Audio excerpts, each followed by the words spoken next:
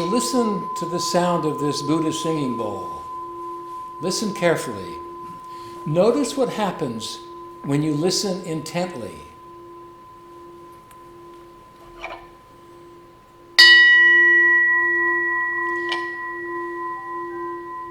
And listen even more deeply. Again, notice what happens. What happens is that we stop thinking. When we pay attention like this, we stop thinking. We stop thinking, our senses heighten, and we become radically present to the here and now. This shift in consciousness takes us right into the mystical dimension if we pay attention.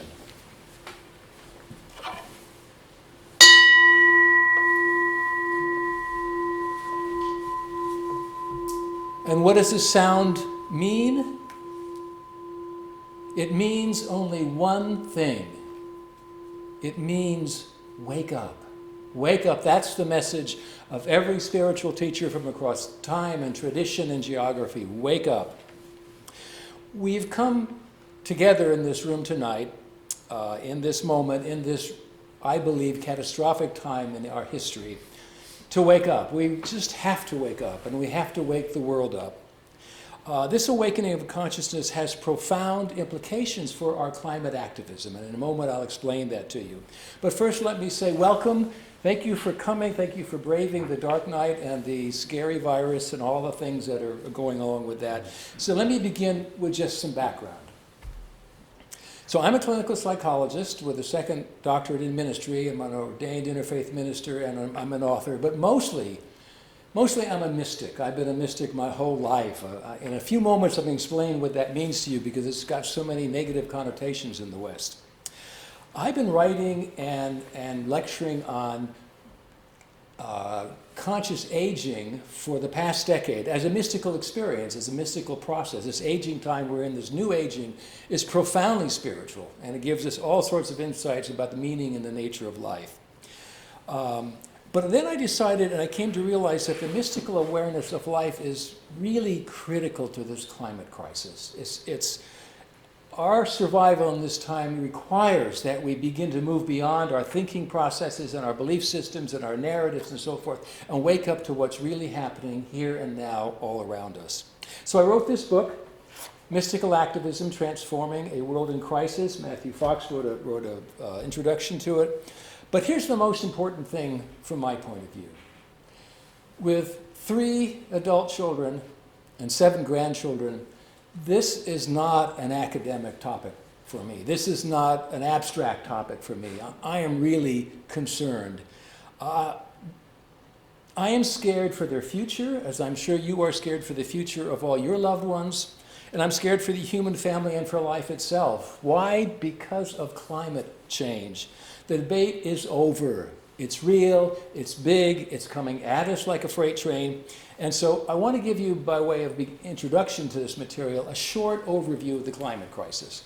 Incidentally, I have a whole bunch of news articles here that you're welcome to come up and look at later that give you all the scientific and news feed information that you'll ever need. But this is the bottom line. This is the bottom line. The Earth is getting hotter every year. Heat trapping CO2 is higher than has been in 3 million years, and the last 5 years have been the hottest years in recorded history. It's the greenhouse effect. Why is that important? Rising heat radically energizes and supercharges the weather all over the Earth. Okay? The rising heat itself then begins to produce dangerous heat spells, and that in turn cause ferocious hurricanes, tornadoes, forest fires, monsoon rains, expanding deserts, dying oceans, coastal flooding, inland droughts, an escalating tide of climate refugees, and a massive species extinction. There's all that going on. Climate scientists say that we really have maybe 10 years before we face a collapse of the biological and social systems and threaten actually the survival of civilization as we know it. A consortium of 11,000 scientists from 153 countries last month made this declaration. They said, "We declare clearly and unequivocally that planet Earth is facing a climate emergency. The climate crisis has arrived, and is accelerating faster than most scientists expected, and it is more severe than anticipated, threatening natural ecosystems and the fate of humanity. And the lead negotiator in the Paris Climate Agreement added in February, what's at stake, she said, over the next decade is nothing less than the future of the planet and of humanity on the planet.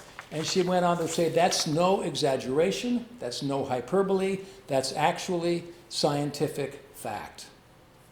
Well, that's huge. That's enormous. So what are we going to do? How can we begin to approach this? And why on earth would I be talking about mysticism at a time like this? It really sounds kind of crazy, doesn't it, that someone would bring up a topic like that. But I want to unpack this idea for you to help you see that there's not only really value, but it may open a possibility for us to make major changes in the way we are in the world. So I want to talk about mysticism, mystical consciousness, and then how it all builds into mystical activism. So, what is mysticism? Mysticism really just refers to the first-hand experience of the sacred. It's not woo-woo, it's not airy-fairy, it's not far out, it's not weird. It's something that we've all experienced numerous times in our lives and will continue to experience. It's basically awakened consciousness like we began to experience when we listened to the bell without thought. That kind of, that's the opening to the mystical awareness. But we've all had big or little mystical experiences, like the stunned amazement when we meet our newborn child for the first time. Remember that? Oh my God, that awe, that incredulous experience, or standing in silent awe, gazing up at ancient redwood trees, magnificent creatures, or falling in love as adolescents for the first time, and your beloved shines like an angel. That's part of the mystical dimension too. Or feeling the palpable holiness of a sacred place just by standing still in it and paying attention. Or simply being deeply present at the passing of a loved one, when you can feel in that moment the entire room changes. Something happens in that room. Something, consciousness and light and presence and sacredness begin to just become where you are, and everybody is still in that moment.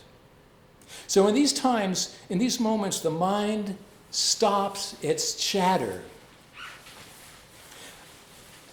The mind stops its chatter, perception heightens, and we begin to experience the sacred consciousness that's everywhere in creation. Okay? Mystical experience really represents the breakthrough of the divine into personal awareness. And its primary revelation is the absolute sacredness of life. In this awakened consciousness, when you really tune into the world around you, you discover that it's all infused with the sacred being, and that's what makes it profound. So that's mysticism. You've all had those moments. And I do workshops where we could do a whole week on just sharing our mystical experiences, and the more you share them, the more they grow inside of you, and it triggers somebody else's, and pretty soon you realize that this whole place is beginning to become more conscious. But then what is mystical consciousness? Well, that arises from the same thought-free sacred awareness that happens in the mystical experience, only now we learn to do it intentionally. We bring it about, like the bell, intentionally. And I have numerous exercises in the book for doing that. In its fullness, mystical consciousness unveils the exquisitely beautiful, infinitely precious, luminous, and sacred reality that we call creation. Everything is perceived as sacred, including us, because the beloved has become the world, and the world is now experienced as a sacred place. I have scores and scores of quotations in my previous book, Finding Heaven Here, from across traditions that all say the same thing. The mystics really don't get too much involved with dogma. They just have first-hand experience, and they all say the same thing, that in awakened consciousness, in the consciousness of the presence, the world is transfigured in your perception, and it becomes completely infused with divinity.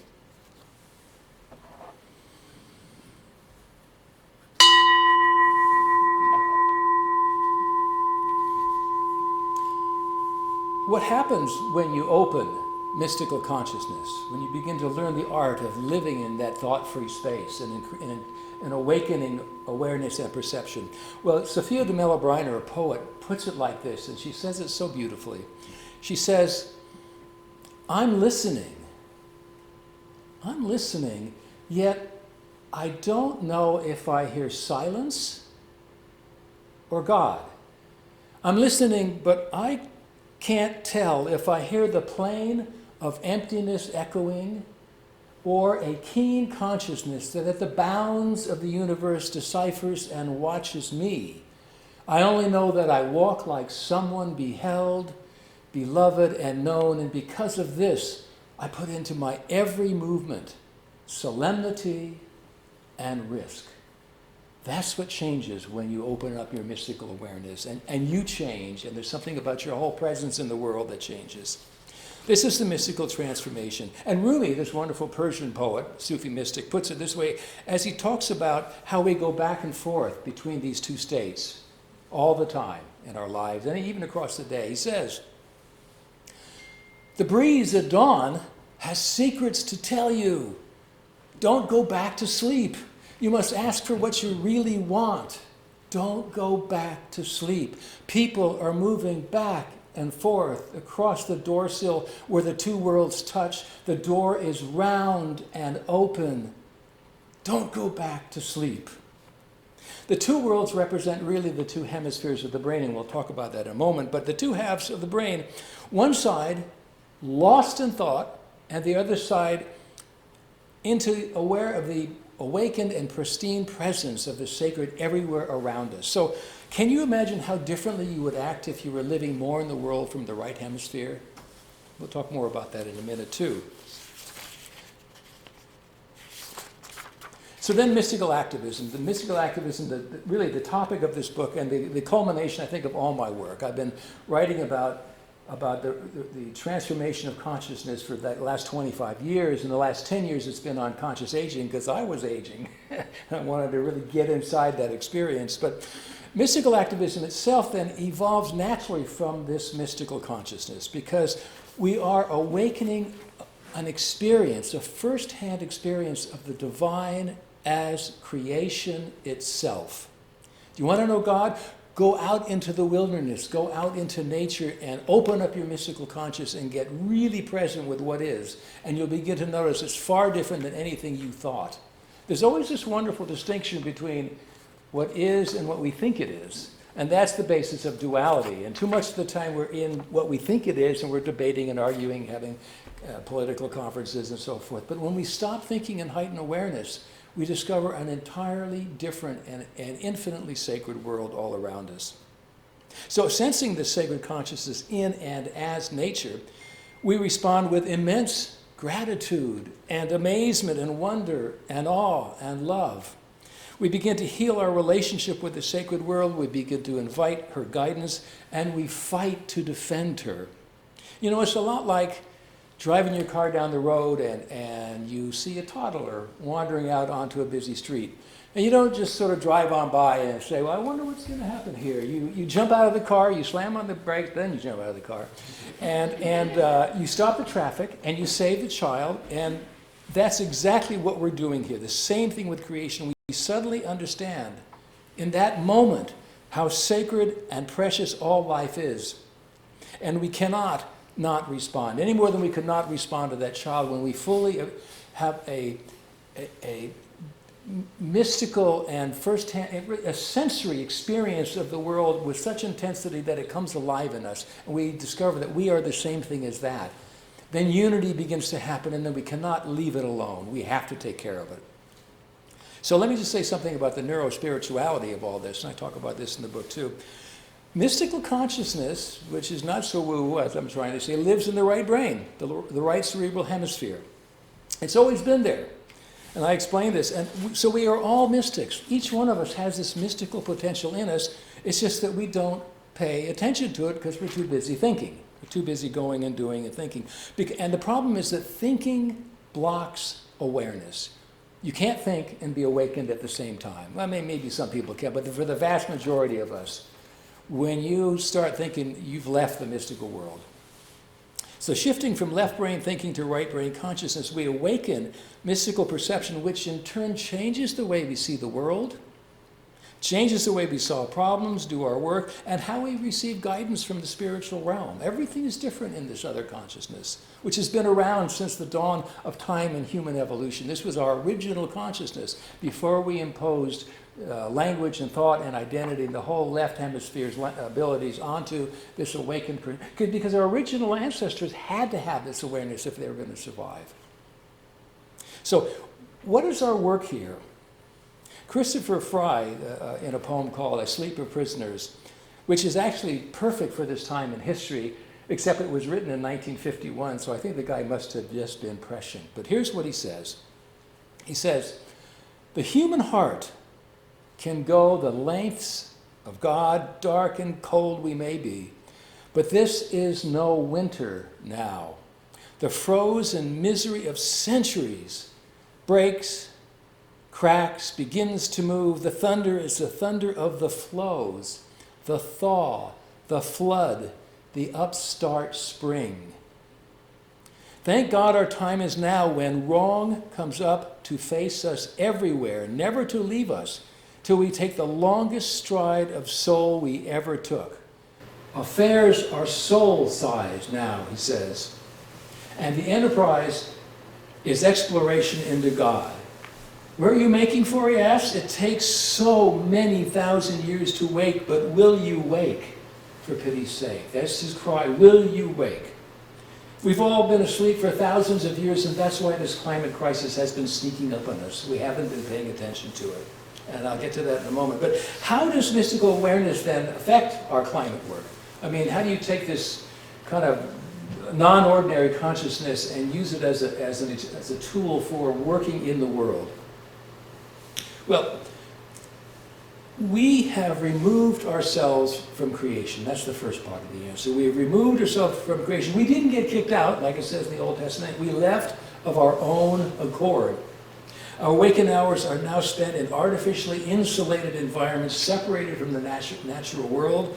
Cars, houses, offices, stores, jobs, and so forth. And worse than that, our consciousness is totally consumed by TV, cell phones, headphones, video games, internet, news feeds, social media, and our own unruly, chattering minds. Does that ring true? So we live almost entirely in our thoughts and beliefs and opinions and identities, and as a result of that, we don't see the sacred world anymore. Yes, we can walk through it, and we say, you know, tree, grass, mom, dog, but once we name it, we've left that world and gone back into our head and walked on, because we didn't stop to really absorb the sacredness of that, whatever it was that we were tuning into. And that's why we're in crisis. Creation has been suffering around us for years, and we haven't even noticed. We've been too busy. And worse, failing to see the sacred nature of the world around us. We go on desecrating creation, exploiting her as an endless supply of raw materials, or a cash cow for consumer products, or an endless supply or an endless dumping ground for toxic waste and plastic packaging. Because we are so lost in thought, we never notice these things. We desperately need to stop thinking and find out where we really are. So how can mystical activism actually help us in the climate disaster? So let me get even more specific. There are 6 ways that mystical activism helps us. 1, it awakens the perception of a sacred reality which is by itself powerfully motivating. In other words, you take care of what you love and what you hold sacred, just like that little kid, like all of our kids. When we love it and we hold it sacred, we do anything for it. That mystical awareness, and then it begins to expand to the entire world. 2, mystical activism fills us with the energies of the divine self, which I talk about in my last book, The Divine Human, because we too are divine. And when you move mystical consciousness into the being of your own being and your own physical grounded being, you discover a place of joy and love and creativity, and that is way different than what you thought you were, and much more generous and kind and loving and selfless. 3, mystical activism provides revolutionary new tools for solving problems in climate crisis. I don't have time to get into it, but what's really interesting to me is that A problem perceived in mystical consciousness is entirely different than what we think it is when we're analyzing it with the left brain. That comes to me over and over and over, and I think you'll have the same experience. And mystical activism also rekindles our relationship to soul, which actually thrives in the right hemisphere itself, and waits for us to pay attention to it. It's that little small voice, the whispering voice that they talk about. It's only small because we're not paying attention to it. When we stop thinking and heighten awareness and move from left to right and have a dialogue with soul, it has so much to tell us. It's actually our higher self ready to promote and encourage us and even confront us to do things we need to do. Things we came here to do, actually.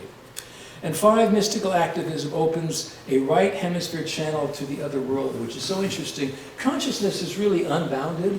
Only we in the left brain, with our belief systems and with our logical processes, break it into sections, and we think I have mine and you have yours, and there's none around here. The mystics tell us that it's all one consciousness, and it fills this room, and it's alive and present and awake and aware, and our consciousness is part of that. So with unboundedness, we also have an opening to the other world. And in that space, you can begin to have contact with deceased loved ones and ancestors and angels and all the people and things that you thought were also woo-woo actually have a solid and real presence in your psyche. And finally, mystical activism allows us to communicate directly with creation herself. So we can have a conversation with her in mystical consciousness where she tells us how she feels, what she needs, where we are, and what has to happen. We can't solve it with just the Chronos mind of the left brain that, that is deductive and logical and so forth. We've got to, all the things we're going to be doing are really important, like ending the use of fossil fuels and ending the use of consumption of meat and animals and so forth, and changing agribusiness, and so many things we need to do. But that's only part of the job. We need to also awaken this other state of consciousness so we love what's here, so we make a difference in it without just being deductive and logical. One more time.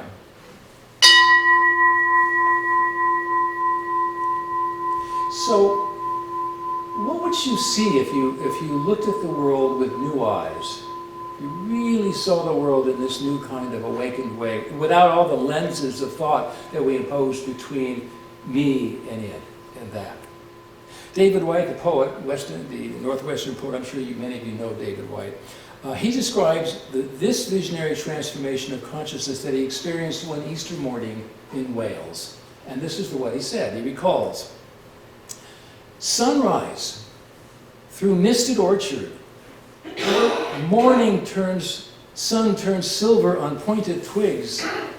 I have woken from the sleep of ages, and I am not sure if I am really seeing or dreaming or simply astonished, walking towards sunrise, to have stumbled into the garden where the stone was rolled from the tomb of longing."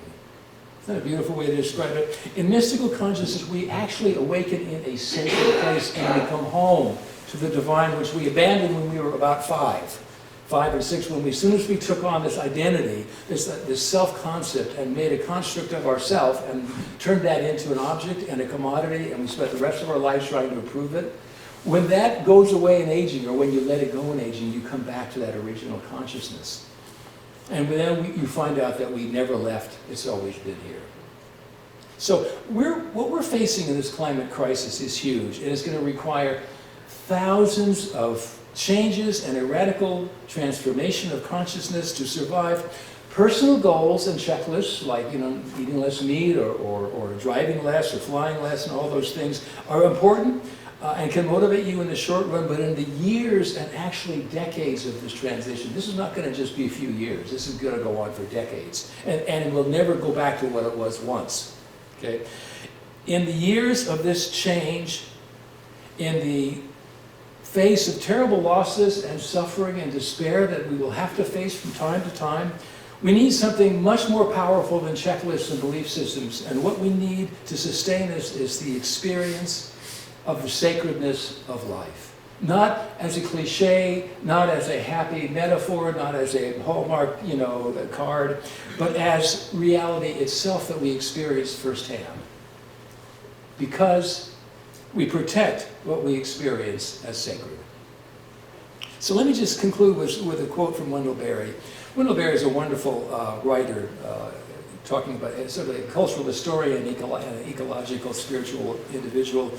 No, I'm going to shift. I'm thinking of Thomas Berry. Wendell Berry comes first, and he's a poet. And these Berries, they get a little confused.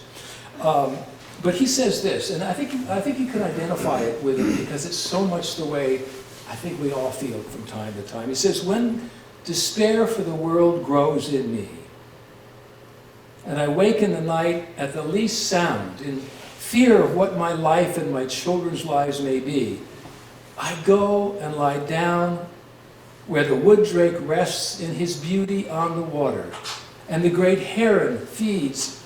I come into the peace of wild things, who do not tax their lives with forethought or grief. I come into the presence of still water, and I feel above me the day-blind stars waiting with their light, and for a time I rest in the grace of the world, and I am free.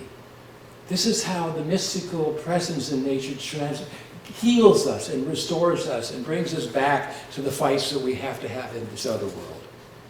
And Laura Weldon, the 2019 Poet Laureate of Ohio, said this. She says, what's incomplete in me seeks refuge in blackberry bramble and beech trees, where creatures live without dogma and water moves in patterns more ancient than philosophy. So it's another state of consciousness. She says, I stand still, child eavesdropping on her elders. I don't speak the language, but my body translates as best it can, wakening the skin and gut, summoning the long kinship we share with everything. That's what changes. The boundaries of thought and belief and goals and intentions and expectations dissolve, and we share everything, and we are back in the sacred world again. So, in mystical consciousness, we live much more in the divine flow of here and now. We may do a bunch of things out in the world, but we're also flowing with it. No longer tied up with the expectations we have in ourselves, but moving in the present. And supporting the sacred world in everything we do, whether it's raising our kids, loving our family and friends, performing our work, being kind, considerate, caring for community, or even the simplest human acts like eating and drinking and loving are all sacred in awakened consciousness, because consciousness itself is sacred, and everything you experience in that sacredness is transfigured and transformed when you do it intentionally and without thought. Now, Thomas Berry, the visionary and ecological spirituality writer, he says this, and I think this is really true. He says, perhaps a new revelatory experience is taking place. An experience wherein human consciousness awakens to the grandeur and sacred quality of the earth process. Humanity has seldom participated in such a vision since shamanic times, but in such a renewal lies our hope for the future, for ourselves, and for the entire planet on which we live. And then he follows up with a comment on how we find the sacred in the world. And it's much like I was saying, but much more eloquently said. He says, we will recover our sense of wonder and our sense of the sacred only if we appreciate the universe beyond ourselves as a revelatory experience of that numinous presence whence all things come into being. Indeed, the universe is the primary sacred reality. We become sacred by our participation in this more sublime dimension of the world. So if we really, it's been so long that we thought that we were separated from the divine was up there, and the world was fallen, and we were fallen, and creation spirituality has turned that on its head. It really says that it's all divine, it's all sacred, it's all original blessing. And more than that, when you experience it in first-hand consciousness, it becomes true. And with all we're going to go through and the things we're going to face, it's really important that we, once again, open the right hemisphere. It's not that we get rid of the left. We need all that stuff. But we're living there 98% of the time. We just are so out of balance, which is why we have wars, which is why we have discrimination, which is why we have cruelty. In the right hemisphere, that does not exist. So Joe Campbell, the great mythologist, wraps it up so simply. He says, this is it. This is Eden. He says, when you see the kingdom spread upon the earth, which is meaning, he really means when you see it in awakened consciousness, the old way of living in the world is annihilated. That's the end of the world. The end of the world is not an event to come.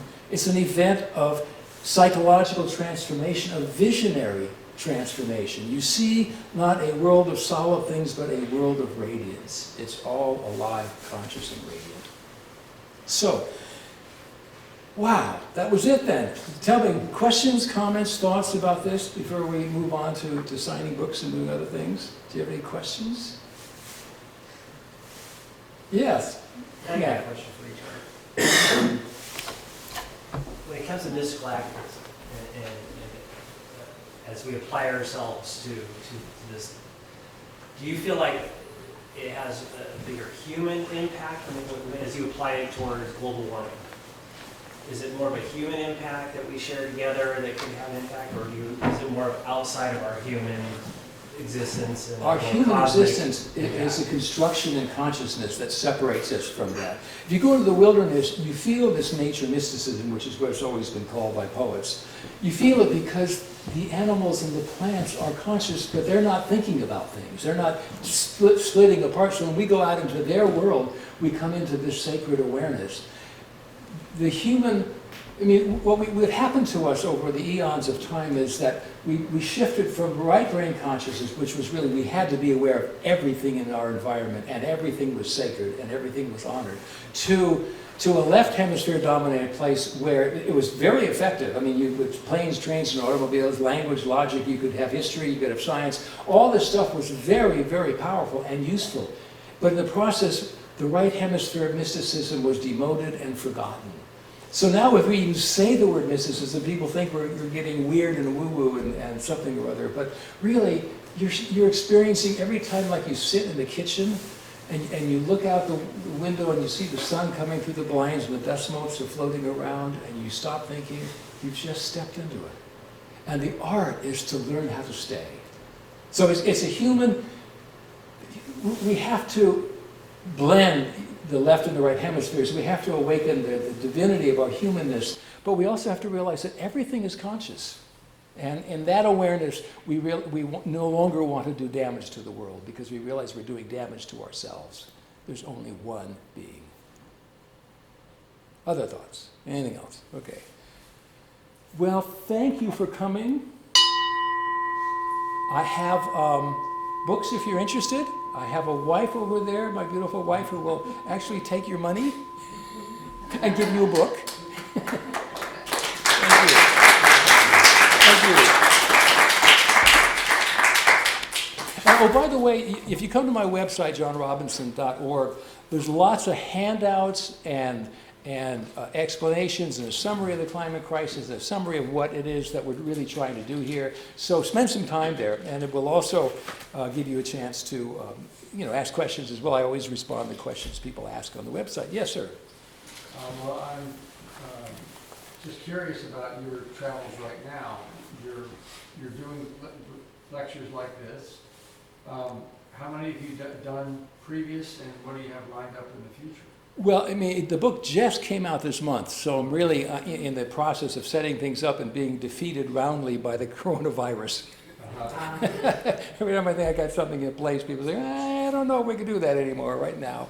So my website also has a whole list of places I have spoken to. I've done a lot of speaking at conscious aging conferences, and we'll be doing that kind of thing again. I have a kind of a good audience there. Because as we age, this is really important to us. Did I answer your question? Yeah. Okay, good. You'll find more information there. Thank you. Okay, I'm done. Thank you for coming.